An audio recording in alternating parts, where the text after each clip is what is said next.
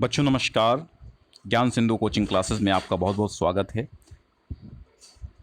आज हम आपके लिए मॉडल पेपर लेके आए हैं। इसका पूर्णांक 70 है, समय 3 घंटे है।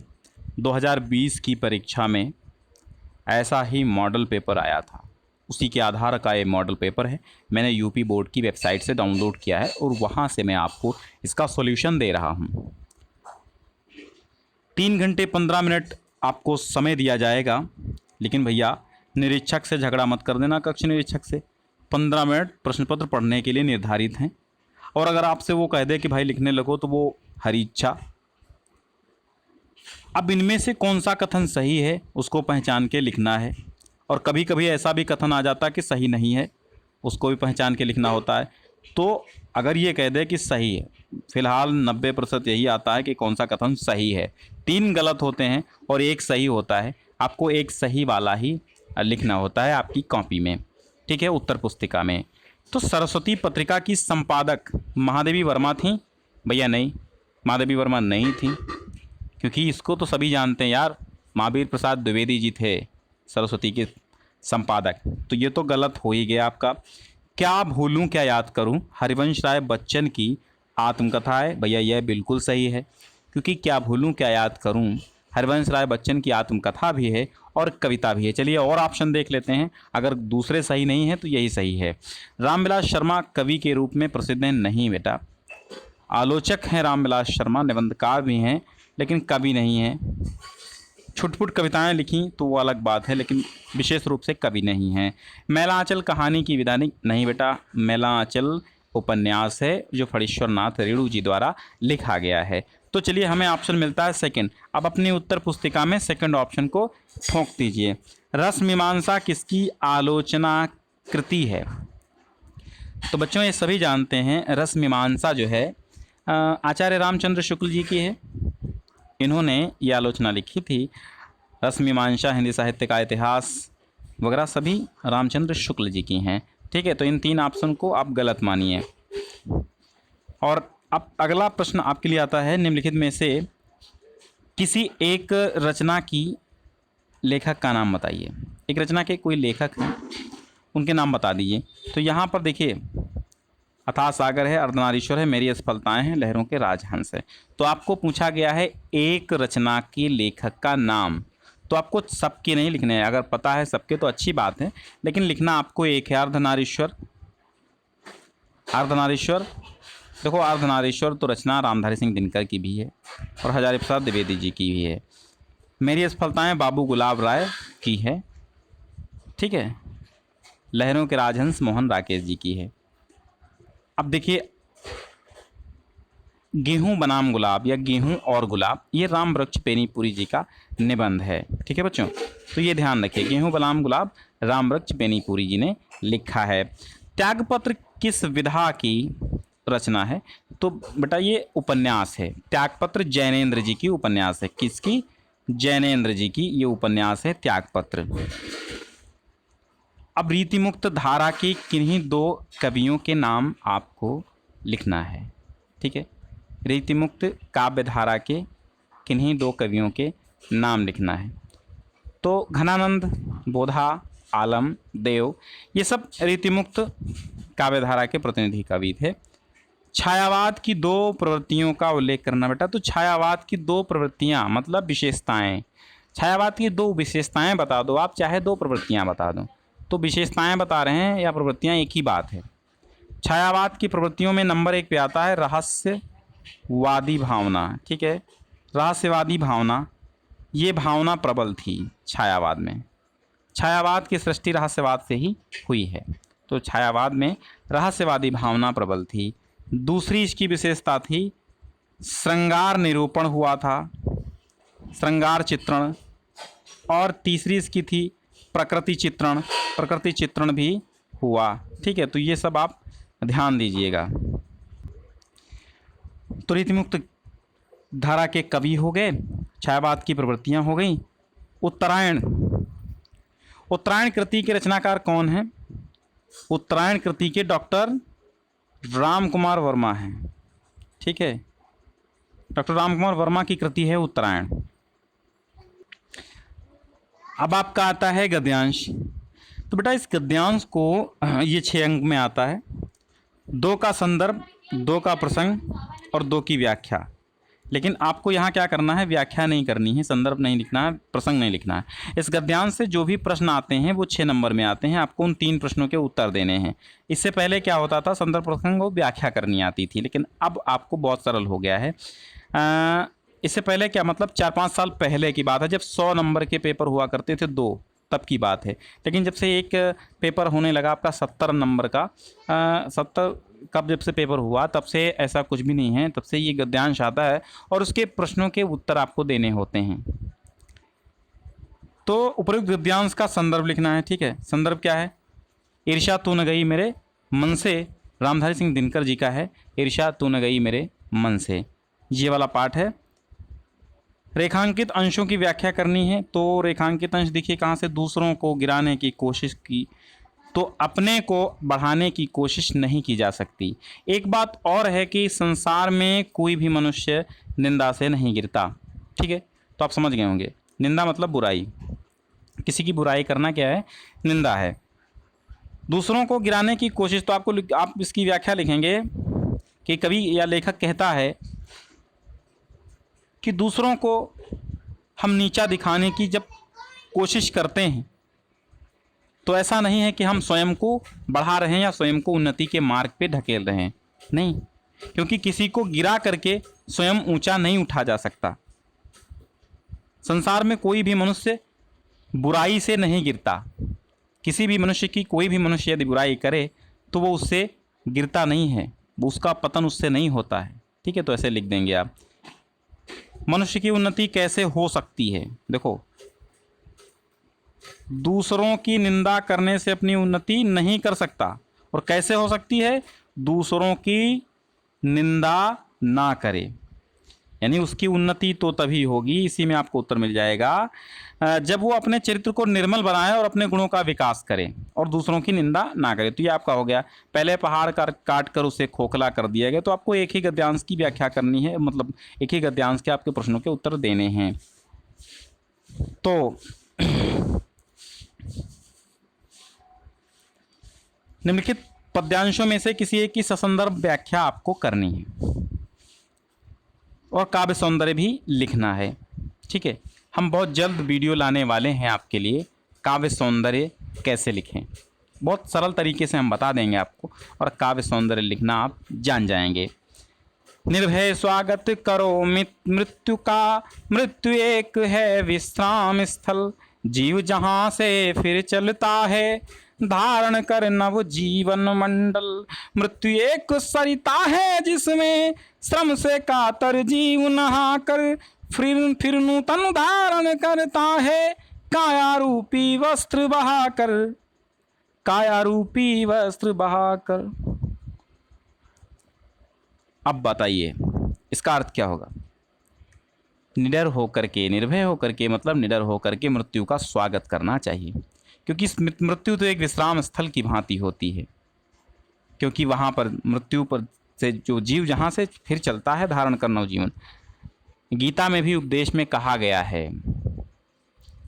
वासांसि जीर्णानि यथा विहाय, नवानि ग्रहणाति नरोपराणि, तम तथा शरीराणि संयति नवानि देहि।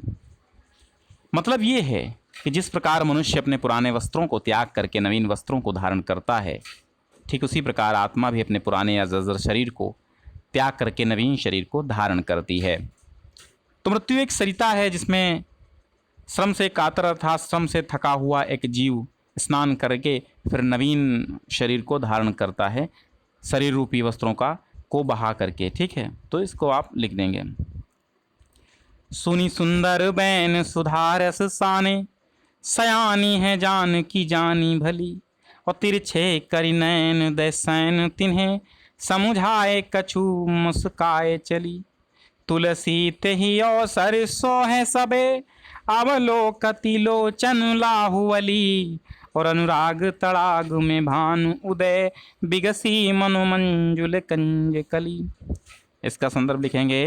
देखिए ऑलरेडी हमारे चैनल पे एक वीडियो संदर्भ, अच्छा संदर्भ कैसे लिखें पड़ा हुआ है, आप वो देख लीजिए। और संदर्भ लिखेंगे प्रस्तुत पद्यांश या प्रस्तुत पद्य पंक्तियां या प्रस्तुत सवैया। वन पथ पर नामक हमारी पाठ्य पुस्तक से वन पथ पर नामक शीर्षक से अवतरित हैं। जिसके रचयिता श्री गोस्वामी तुलसीदास जी हैं। तो निम्नलिखित में से फिर इसको क्या करना है, आपको इसकी व्याख्या कर देनी है और फिर संदर्भ, प्रसंग और व्याख्या, और इसके पश्चात आपको काव्यग्रंथ सौंदर्य लिख देना है। बहुत लंबा समय हमारे पास नहीं, से जल्दी जल्दी हम आगे के और आपको क्वेश्चंस बता देते हैं। इसकी व्याख्या हम ऑलरेडी दे चुके हैं, जाकर के वीडियोज़ में आप देख सकते हैं। रामचरितमानस यानी कक्षा 10 का एक प्लेलिस्ट है, या फिर ऐसे वीडियोज़ आप सर्च कर लीजिए, मिल जाएंगे आपको। पूरे हाई स्कूल की हिंदी हमने पढ़ाई है और जो कुछ बचा है वो पढ़ाएंगे आगे। फिर आपको एक जीवन परिचय देना है। आचार्य रामचंद्र भगवत शरण उपाध्याय जयशंकर प्रसाद का जीवन परिचय ऑलरेडी हमारे चैनल पे पड़ा है, और यहाँ पर अगर ज्ञान सिंधु कोचिंग क्लासेस पे नहीं मिलेगा तो आप BA स्टडी क्लास पे सर्च कर लीजिएगा, ठीक है। मैथिली शरण गुप्त, महादेवी वर्मा और सूरदास, इनमें से भी महादेवी वर्मा जी का जीवन परिचय और मैथिली शरण गुप्त जी का जीवन परिचय भी आपको मिल जाएगा। सूरदास का जीवन परिचय हमने भी नहीं दिया है, वो आगे दे देंगे। तो मैथिली शरण गुप्त का और महादेवी का मिल जाएगा। अगर इस चैनल पे नहीं तो BA स्टडी क्लास पे आप सर्च कर लीजिएगा, मिल जाएगा बहुत सरल भाषा में। फिर आपको मिलेगा एक 4 अंकों का संदर्भ सहित हिंदी में अनुवाद आपका करना। फिर आपको प्रश्न नंबर 6 में मिलेगा संदर्भ सहित आपको संस्कृत का जो है हिंदी में अनुवाद करना होगा। 4 अंकों का होता है। मानव जीवन से संस्करण से संस्कृति ही, भारतीय संस्कृति पाठ से लिया गया है, ठीक है। तो मानव जीवन से संस्करणम संस्कृति ही, मानव जीवन का संस्कार ही संस्कृति है। अस्माकं पूर्वजाः मानव जीवन संस्कर्तुम महानतम प्रयत्नम अकुर्वन्, अस्माकं हमारे पूर्वज मानव जीवन को संस्कारी बनाने के लिए महानतम या बड़े से बड़े प्रयत्न किए हैं। ते अस्माकं जीवनस्य संस्करणाय यान आचारान विचारान च आदर्शन तत्सर्वम अस्माकं संस्कृति ही। ते माने उन्होंने, उन सब ने हमारे जीवन के संस्करण माने संस्करण के लिए, संस्कारों के लिए जिन विचारों आचारान, जिन आचार विचारों को आदर्शन माने दिखाया, तत्सर्वम वह सभी अस्माकं संस्कृति हमारी संस्कृति हैं। मानं हित्वा प्रियो भवति, क्रोधं हित्वा न शोचति, कामं हित्वा अर्थवान भवति, लोभं हित्वा सुखी भवेत्। मान क्या त्याग करके मनुष्य, भैया मान त्याग करके, घमंड त्याग करके, हित्वा माने त्याग करके, प्रियो भवति व्यक्ति प्रिय हो जाता है, क्रोध त्याग करके शोक नहीं करता है, और काम को त्याग करके वो अर्थवान यानी धनपति हो जाता है, और लोभ को त्याग करके वो सुखी हो जाता है। चलिए फिर आप अपनी पुस्तक से कंठस्थ किया हुआ कोई एक श्लोक लिखेंगे जो इस प्रश्न पत्र में नहाया हो, ठीक है। निम्नलिखित में से किन्हीं 2 प्रश्नों के उत्तर संस्कृत में लिखिए आप। पिता कस्मात् उच्चतरः अस्ति, पिता, तो पिता कस्मात् यानी पिता किससे ऊंचा है, तो पिता कस्मात् मतलब पिता खात माने आकाश, पिता कस्मात् तो पिता खात उच्चतरः अस्ति। 2 प्रश्नों के उत्तर देने हैं आपको। गृहे सतः मित्रम किम अस्ति, गृहे सतः मित्रम पत्नी या भार्या अस्ति, लाभेन किम वर्धते, लाभेन लोभः वर्धते, दुर्मुखः का आसीत्। तो चलिए ज़्यादा प्रश्नों के उत्तर हम नहीं बताएंगे। ग्रामीण का उपसर्ग, ये सब आपको 2 ही उत्तर देने हैं, मैंने 3 बता दिए। करुण रस अथवा हास्य रस का स्थायी भाव बताना है आपको, उसकी परिभाषा बतानी है। उपमा रूपक अलंकार की परिभाषा ऑलरेडी, करुण रस, हास्य रस सब हमारे चैनल पे मिलेंगे आपको, उपमा रूपक अलंकार भी मिलेगा, सोरठा रोला छंद भी आपको मिल जाएगा। उपसर्ग की बात करें तो हम उपसर्ग बता देते हैं आपको। सु उपसर्ग से सुनैना, सुलोचना, सुव्यवस्था, सुव्यवस्थित इत्यादि शब्द बनेंगे। उपसर्ग शब्द के पहले लगता है। प्रा से आप उपसर्ग बनाइए। देखो प्रधान नहीं होता है उपसर्ग, वो वहाँ पे लगता है, मूल शब्द में उपसर्ग लगता है, और मूल शब्द प्रधान है जिसमें प्रा उपसर्ग हम नहीं कह सकते हैं, तो इसलिए प्रधान भूलकर मत लिखिए। प्रमुख लिख सकते हैं, प्रमुख लिख लीजिए। प्रश्लिष्ट लिख दीजिए, प्रख्यात लिख दीजिए। प्रत्युत्तर, प्रत्युपकार, प्रत्युत्पन्नमति, उपगंगम, उपकृष्णम, ये सब लिख सकते हैं। निरवयव, निरभिमान, निरपराध, अभ्युत्थान, अभ्युदय। प्रत्यय जोड़ने हैं, प्रत्यय अंत में जुड़ते हैं। ना, पन, इक, ईय। ठीक है, तो कमनीय लिख सकते हैं, दो प्रत्ययों के एक एक शब्द बनाना है। कमनीय लिखिए। ऐतिहासिक लिख दीजिए, अपनापन। और ये देखिए ना का आप क्या लिखेंगे? देखना, छोड़ना। दो का समास विग्रह करना है, श्वेत कमल। समास विग्रह करके हिंदी में उसका समास का नाम भी लिखना है। श्वेत है जो कमल, अर्थात कर्मधारय समास। चरण कमल, चरण रूपी कमल, कर्मधारय समास इसमें भी है। त्रिलोचन दिगु समास है, संख्या पूर्व दिगु। जल और थल द्वंद्व समास है। आजन्म अव्ययी भाव समास है। विग्रह करना है। आजन्म जन्म पर्यंत, जल और थल कर दीजिए। तीन लोचनों का समाहार, त्रयाणाम लोचना नाम समाहारा। ठीक है। चरण कमल, कमल के समान चरण वाला।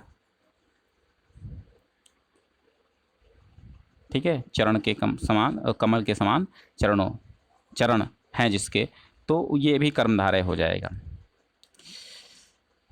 फिर दो शब्दों में तत्सम आपको बनाना। घर का गृह। ठीक है, घर का गृह। देखो, गृह और गृह में अंतर। ठीक है, ये गृह घर हो गया और ये गृह नक्षत्र हो गया। मानुष का मनुष्य, गांव का ग्राम, चांद का चंद्र, उल्लू का उलूक। अब दो शब्दों के पर्यायवाची, ईश्वर, भगवान, परमेश्वर, परमपिता, खुदा, अल्लाह, जो कुछ लिख सकते हैं। कमल, अंबुज, जलज, नीरज, पंकज, फूल, पुष्प, सुमन, जंगल, विटप, वन। फिर है दो का संधि विच्छेद। एकाएक, एक धन एक, एकाएक हो जाता है। ठीक है, संधि विच्छेद करना और संधि का नाम लिखना है, तो एकाएक हो जाएगा। एकाएक हो जाएगा। तो यहाँ पे आपकी संधि हो जाएगी, एकाएक में वृद्धि संधि हो जाएगी। सुधनागतम स्वागतम में यड़ संधि हो जाएगी। इत्यादि में यड़ संधि हो जाएगी। तथाएव में वृद्धि संधि हो जाएगी। तथा धन एव। चतुर्थी विभक्तियों द्विवचन का रूप लिखिए। चतुर्थी विभक्ति द्विवचन का रूप आपको लिखना है। मधु का लिखिए, चाहे नदी का लिखिए, युष्मद का लिखिए या तद का लिखिए। ठीक है, तो ये हम आपको शब्द रूप का वीडियोस दे रहे हैं। लगातार शब्द रूप के वीडियोस हमारे चैनल पे पड़े हैं, ऑलरेडी देख लीजिएगा। शब्दों में से किसी एक धातु, लकार, पुरुष तथा वचन का उल्लेख कीजिए। ठीक है, धातु, लकार, इनका वीडियोस हम अलग से आपको दे देंगे, समझा देंगे। यहाँ पे शॉर्टकट में समझाना ठीक नहीं है, विस्तार पूर्वक आपको हम समझाएंगे। ठीक है, फिलहाल हम बता दे रहे हैं आपको। पठाम, पठावह, पठामह, तो द्रक्ष्यावह का क्या हो जाएगा? लिट लकार है एक, तो पठामि, पठावह, पठामह, और उत्तम पुरुष हो जाएगा। उत्तम पुरुष हो जाएगा, उत्तम पुरुष हो जाएगा ना, और द्विवचन हो जाएगा। आपको एक का ही लिखना है, तो द्रक्ष्यावा का लिख दीजिए। दो वाक्यों का संस्कृत में अनुवाद करना है। प्रयाग गंगा तट पर स्थित है। प्रयागः गंगा तटे स्थितः। तुम दोनों क्या करते हो? युवाम किम करोसि। निम्नलिखित विषयों में से किसी एक विषय पर आपको निबंध लिखना है।